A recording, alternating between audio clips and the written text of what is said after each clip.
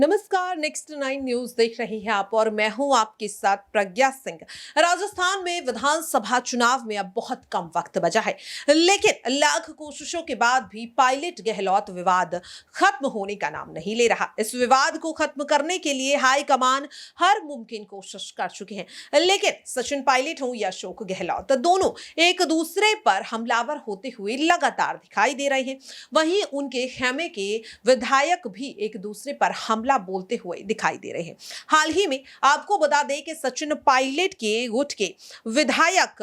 भरत सिंह कुंदर ने मुख्यमंत्री अशोक गहलोत को घेरा। बीते बुधवार को विधायक ने कहा, अगर अशोक गहलोत सार्वजनिक रूप से घोषणा करते कि वो सीएम पद के दावेदार नहीं है, युवा नेतृत्व को बढ़ावा देने वाले हैं, तो राजस्थान में कांग्रेस निश्चित रूप से सत्ता पर काबिज होगी। कांग्रेस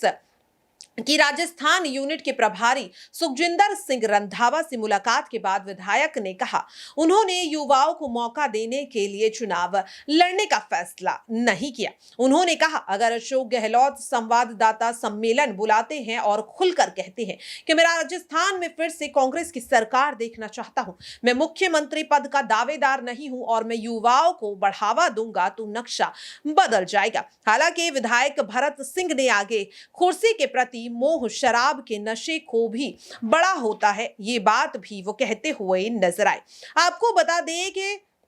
खनन मंत्री प्रमोद जैन भाया की भ्रष्टाचार में कथित संलिप्तता उनके खिलाफ कार्रवाई की मांग करते हुए मुख्यमंत्री को पत्र लिख चुके विधायक ने भी कहा है, वह किसी के खिलाफ या समर्थन में नहीं, केवल वही बोल रहे हैं जो सही है। दरअसल आपको बता दें कि राजस्थान के पूर्व उप मुख्यमंत्री सचिन पायलट हमेशा से भ्रष्टाचार का मुद्दा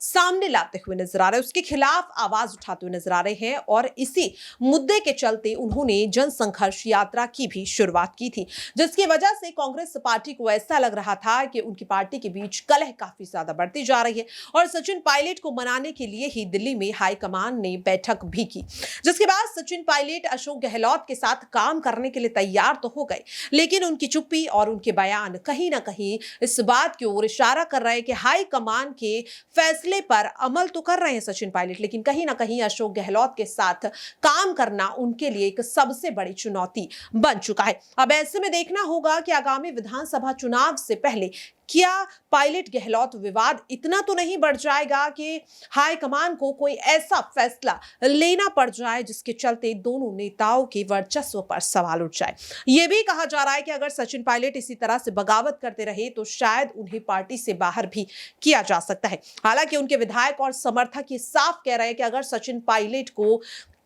मुख्यमंत्री पद नहीं सौंपा गया तो वो पार्टी के खिलाफ मोर्चा खोल सकते हैं, लेकिन यह भी कहा जा रहा है कि सचिन पायलट के विधायक ज्यादातर अशोक गहलोत की तरफ झुकते हुए दिखाई दे रहे हैं और अगर सचिन पायलट अपनी नई पार्टी का ऐलान करते हैं तो कई विधायक उनके खेमे को छोड़ अशोक गहलोत की